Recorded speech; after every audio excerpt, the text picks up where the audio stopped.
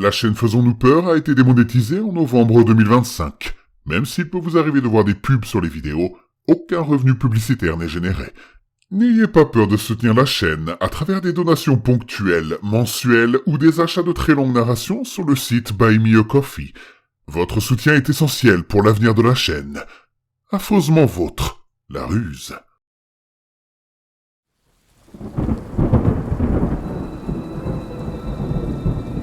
Attention, le contenu de cette vidéo peut heurter la sensibilité des plus jeunes. Vous êtes prévenus.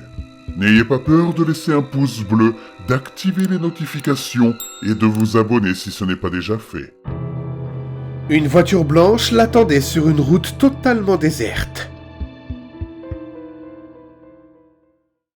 Dès l'instant où j'ai franchi le seuil de la maison, j'ai su que j'avais fait une erreur. J'entendais ma mère pleurer de l'autre côté de la porte d'entrée, et l'air glacial de cette nuit d'octobre me brûlait la peau exposée. Je venais de décider d'aller courir. C'est ce que je fais d'habitude pour me calmer quand je suis en colère. Ma mère et moi venions d'avoir une dispute assez violente à propos de mes notes. Et j'avais dit des choses que je n'aurais clairement pas dû dire. Je pensais qu'en partant un moment, ça nous laisserait à tous les deux le temps de nous calmer. Je me suis baissé pour refaire mes lacets et j'ai pris une grande inspiration. L'air froid me piquait la gorge en remplissant mes poumons. Et je me suis rendu compte à quel point j'avais soif. Malgré ça, je me suis relevé et je me suis élancé dans l'obscurité noire et épaisse de la nuit.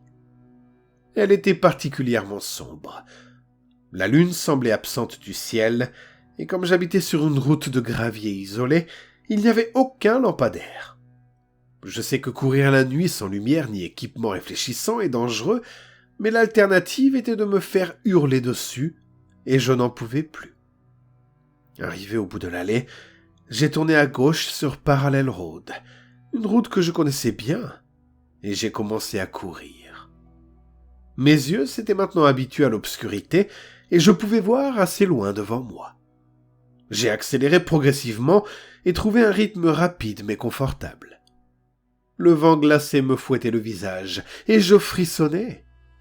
Impossible de me débarrasser de cette impression que quelque chose n'allait pas. J'avais dû me faire peur tout seul, car je sursautais au moindre mouvement. À un moment, une rafale a fait bouger la branche d'un arbre au loin. Je me suis convaincu que quelque chose m'attendait plus loin sur la route, mais en m'approchant, j'ai compris que mes visions de monstres n'étaient que des peurs infantines. En continuant à courir, je repensais à ce qui avait mené à cette sortie nocturne. Et je me sentais de plus en plus mal à propos de ce que j'avais dit à ma mère avant de claquer la porte. Elle faisait de son mieux pour élever mon petit frère et moi. Mon père était parti en mission plus tôt ce mois-là. Et sans surprise, une grande partie de la joie de ma mère était partie avec lui. Mes pensées ont été interrompues lorsque j'ai aperçu 2 lumières au loin sur la route. C'est étrange. Parallel Road était quasiment déserte, à au moins 15 kilomètres de toute civilisation dans chaque direction. Et à 23h30, voir un signe de vie était vraiment inhabituel. En m'approchant, j'ai distingué une petite voiture blanche arrêtée au milieu de la route. Les phares étaient allumés, mais il n'y avait aucun signe de conducteur. Je l'ai fixé un moment, essayant de comprendre, puis j'ai simplement continué à courir. Après environ 1 kilomètre, j'ai ralenti. J'étais maintenant à 3 kilomètres de chez moi, et l'air glacial desséchait ma gorge. J'ai décidé de faire demi-tour. En repassant au bout d'1 kilomètre, j'ai remarqué quelque chose d'étrange. La voiture blanche avait disparu. Mais ce n'était pas ça le pire. À l'endroit où elle se trouvait auparavant, une odeur atroce flottait dans l'air. Une odeur insoutenable, comme je n'en avais jamais senti. J'ai eu des hauts le cœur en courant, cherchant désespérément à m'éloigner de cette horreur. Une fois hors de la zone, j'ai remarqué autre chose. Plus loin sur la route, j'ai revu les mêmes 2 lumières, mais cette fois, Elle me faisait face. Elle semblait à nouveau immobile. En m'approchant, j'ai vu que c'était bien la même voiture, identique à la première fois. Cette fois, cependant, j'ai distingué une silhouette noire sur le siège du conducteur. Elle ne bougeait pas. J'ai pensé qu'elle s'était endormie. J'ai décidé d'aller la réveiller. « Hé !» ai-je crié en m'approchant. Je me suis arrêté près de la fenêtre du conducteur, qui était ouverte. « Vous aviez laissé vos phares allumés. Je voulais juste savoir si vous avez besoin d'aide. » Ce qui s'est passé ensuite, je ne l'oublierai jamais. La silhouette a tourné lentement la tête vers moi et a ouvert les yeux. Mon cœur s'est mis à battre à tout rompre. Les yeux qui me fixaient étaient entièrement rouges et semblaient briller dans l'obscurité de l'habitacle. La chose a ouvert la bouche et poussé un hurlement strident.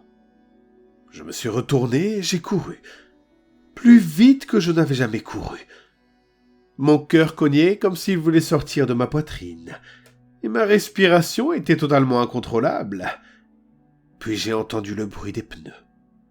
La voiture se retournait pour me faire face. Pris de panique, je me suis jeté dans les hautes herbes sur le bas-côté et j'ai atterri dans un fossé.